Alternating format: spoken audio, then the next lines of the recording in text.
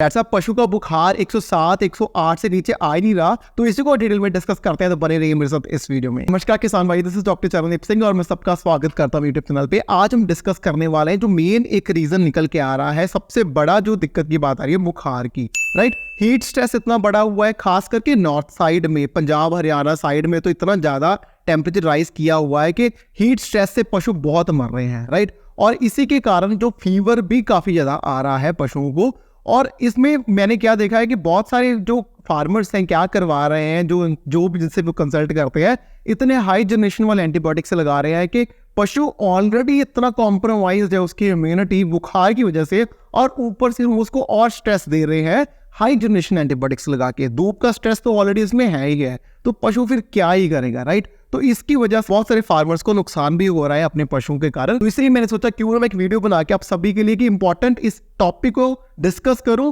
क्योंकि नॉर्मली आपके फार्म्स में बुखार बहुत आ रहा है पशुओं को, तो आप कैसे उसको हैंडल कर सकते हैं। तो सबसे पहले तो मेरी आप सभी की ये विनती होगी कि मॉर्निंग के टाइम में और इवनिंग के टाइम पे ही नॉर्मली जो टेम्परेचर होता है पशुओं का वो और सही आता है, राइट। अगर धूप में पशु खड़ा है उसमें टेम्परेचर चेक करेंगे तो उसमें नॉर्मल है कि वो बड़ा ही आएगा, तो जो ऑप्टिमम सही टेम्परेचर आएगा वो अर्ली मॉर्निंग में लेट इवनिंग में ही आएगा, राइट। बाकी प्रिकॉशंस जैसे आपको सबको पता ही है कि स्प्रिंकलर्स वगैरह लगाना चाहिए, शेडी होना चाहिए, पक्के वगैरह, वो सिस्टम आपको सब ये पता है। लेकिन मैं अब बात करने वाला हूँ उसके लिए अगर बुखार हो जाए तो सबसे इंपॉर्टेंट एस्पेक्ट ये है कि आपने क्या करना है कि ठंडा पानी जितना हो सके, मतलब बर्फ वाला पानी नहीं, जो नॉर्मल मोटर से पानी निकलता है, वो आपने पशु के सर पे, मतलब जितना टाइम पशु का टेम्परेचर कम नहीं आता आपने डाल ही जाना है, ताकि प्रॉपर की पशु का जो ओवरऑल कन्वेक्शन की वजह से टेम्परेचर राइज हो वो ड्रॉप हो सके, राइट। इसमें ध्यान की बात ये रखनी है कि अगर पशु आपका धूप में खड़ा है उस टाइम आपने पशु को पानी नहीं ऊपर डालना है, क्योंकि उसकी वजह से क्या होगा कि कंडक्शन कन्वक्शन का एक साइकिल होता है, जिसकी वजह से धूप में अगर डालेंगे तो पशु का हीट स्ट्रेस लेवल और बढ़ेगा। जहां सुबह जब सूरज नहीं आया प्रॉपरली या थोड़ा सा शेडी है, उस टाइम आप पशु को प्रॉपरली नहला सकते हो, या शाम को जब सूरज ढल गया है और तब उस टाइम आप पशु को नहला सकते हो। इन दोनों टाइमों में अगर आप डालोगे तो वो इफेक्टिव है। लेकिन दोपहर के टाइम पे अगर आप सारी बॉडी में अगर पशु के पानी डालने लगे तो वो भी हीट स्ट्रेस करेगा, वो टेम्परेचर कम नहीं करेगा, इनफैक्ट वो ऊपर बढ़ा ही देगा, राइट। और अगर आपने एक्चुअल में टेम्परेचर उसका कम करना है पशु का, तो जितना हो सके उसके सर में मतलब हमें पानी डालना है, क्योंकि हमें पता ही है कि जो हमारा एक टेम्परेचर बैलेंस करने का जो ग्लैंड होता है वो सर में होता है। अगर उसको कूल इफेक्ट आएगा तो ओवरऑल सारी बॉडी में ही एक मैसेज आएगा कि अभी टेम्परेचर ड्रॉप करना है, राइट। तो पानी वाला सबसे बेस्ट तरीका निकल के आता है। लोग इसको अंडर एस्टिमेट करते हैं, बस एंटीबायोटिक्स की तरफ जाते हैं, लेकिन इसके ऊपर आते ही नहीं है। एंटीबायोटिक्स से जब मैं बात करूं तो वो सिंपल ही है, जैसे एनोफ्लॉक्सासिन वगैरह बेसिक लगा सकते हो, इससे ज्यादा आपने ऊपर नहीं जाना है। और एंटी इन्फ्लेमेटरी जैसे विटाजिन वगैरह आप यूज कर सकते हो। इस केस में पशु का जो हाफनात है वो भी बड़ा बढ़ जाता है, और ह्यूमिडिटी है, जैसे आजकल तो ह्यूमिडिटी बढ़ी जाती है, तो रेस्पिरेटरी ह्यूमिडिटी जो इंडेक्स है वो भी बढ़ जाता है, जिसकी वजह से पशु को अगर टेम्परेचर कम भी है तो गर्मी और ज्यादा लगेगी, राइट। सेकंड इंपॉर्टेंट बात क्या करनी कि जब भी आप पशु को पानी पिलाएं, राइट, जैसे आपका पशु नॉर्मल है, उसका टेम्परेचर बुखार वगैरह नहीं है, उसको प्रिवेंटिव वे पे भी आप क्या करें कि ORS वगैरह पानी में घोल के दें, राइट। क्योंकि उसमें क्या होता है गर्मियों के मौसम में पशु में, जैसे आपको पता है, पसीने वाली जो गर्मी होती है वो तो बहुत कम होती है, क्योंकि फैटी ग्लैंड्स बहुत कम होते हैं, राइट। तो कन्वेक्शन के राही बहुत पसीना निकलता है, जिसकी वजह से आयंस बॉडी में बहुत इंपॉर्टेंट जो आयंस होते हैं वो कम हो जाते हैं। तो ORS की मदद से हम वो सारे आयंस पशु को प्रोवाइड करेंगे। आप मतलब गर्मियों की सीजन में आप इतना करें लोग, जब भी अपने पशु को पानी पिलाना है तो एक टाइम ORS जरूर हो। इंटरलाइट वगैरह भी साथ में पशु को दे सकते हो, वो एक एनर्जी बूस्टर का काम करेंगे, राइट। मोलासिस भी दे सकते हो इसके साथ में, क्योंकि पशु को नॉर्मली खाना पीना बहुत ड्रॉप हो जाता है, क्योंकि ड्राई मैटर ओवरऑल ड्रॉप हो जाता है, क्योंकि पशु को गर्मी लगती है, हीट स्ट्रेस होता है, जिसकी वजह से उसको डील करना होता है गर्मी की वजह से, और उसका ओवरऑल ड्राई मैटर कम हो जाता है हीट स्ट्रेस की वजह से। तो उसका डिजेस्टिबिलिटी को इंप्रूव करने के लिए, थोड़ा अच्छा इफेक्ट देने के लिए जैगरी वगैरह, गुड़ वगैरह भी हम इंक्लूड कर सकते हैं, मोलासिस भी यूज कर सकते हैं, क्योंकि इससे क्या होगा, एक पशु को इंटरेस्ट बना रहेगा खाने के लिए, और दूसरा एक कामिंग इफेक्ट भी बॉडी में देता है। तो आप इसको जरूर ऐड कर सकते हो अपनी डाइट में, राइट।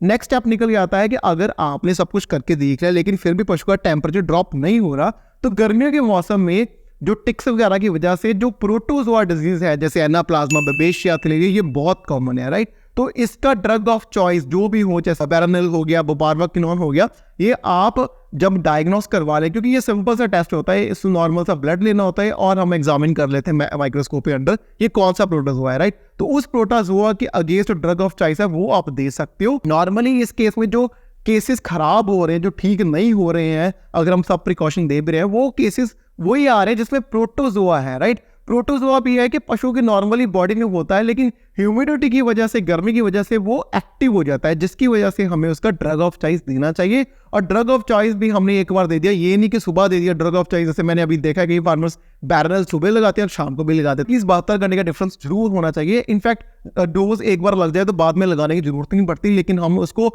बस एक्सेसिवली यूज कर देते हैं क्योंकि पशु ठीक हो जाए बस एकदम से, विच इज नॉट पॉसिबल। पशु को भी अपना टाइम लगेगा नॉर्मल अपने रूटीन में आने के लिए, राइट। अब ड्राई मैटर कम हो गया, पशु का खाना पीना कम हो गया, तो उसको एक सपोर्ट देने के लिए हम साथ में लिवर टॉनिक्स वगैरह यूज कर सकते हैं, ईस्ट वगैरह यूज कर सकते हैं, जिसकी वजह से फर्मेंटेशन प्रोसेस बूस्ट होगी, राइट। नेक्स्ट हम उसको आयोडाइज्ड इंजेक्शन लगा सकते हैं, जिससे बहुत देखा गया है कि काफ़ी राहत मिलती है पशु को गर्मी के केसेस में। नेक्स्ट हम नायासिन वगैरह जो एक हमारा विटामिन B3 उसको ऐड कर सकते हैं, अराउंड 10 से 12 ग्राम तक यूज़ कर सकते हैं डेली बेसिस पे, राइट। नेक्स्ट हम बफर्स तो यूज़ करना ही करना है, सोडा वगैरह तो हमने यूज़ करना ही करना है क्योंकि उसमें भी आयंस है, राइट। क्योंकि आयंस की दिक्कत तो होती ही होती है गर्मी केसेस में, तो ORS भी साथ में रखना है और बफर्स भी साथ में रखने हैं ताकि उसकी डिजेस्टिबिलिटी बढ़ जाए। थोड़ा सा वेट स्ट्रॉ कम कर देना है क्योंकि उसकी डिजेस्टिबिलिटी कम होती है और पशु को दिक्कत लगेगी उसको पचाने के लिए। सो हमने वही फॉडर पशु को देना है जो प्रॉपरली वो इजीली पचा सके और हमें साथ के साथ दूध भी दे सके, क्योंकि हमें ओवरऑल फार्मिंग में लॉस भी नहीं चाहिए, दूध में लॉस भी नहीं चाहिए, राइट। तो कुछ ऐसे और मिनरल्स है जैसे क्रोमियम हो गया 1.5 mg पर केजी ड्राई मैटर के बेसिस पे दे सकते हैं, जिंक हो गया 40 mg पर केजी बॉडी वेट के हिसाब से हम दे सकते हैं। ये काफी इफेक्टिव है क्योंकि क्रोमियम का तो पर्टिकुलरली बहुत ज्यादा हेल्पफुल होती है इन केस ऑफ गर्मियों के केसेस में। क्रोमियम बहुत इफेक्टिव है, चाहे वो पोल्ट्री फार्मिंग हो, चाहे वो डेयरी फार्मिंग हो, चाहे वो पिग फार्मिंग हो, क्रोमियम बहुत हेल्प करता है गर्मियों की सीजन में टैकल करने के लिए।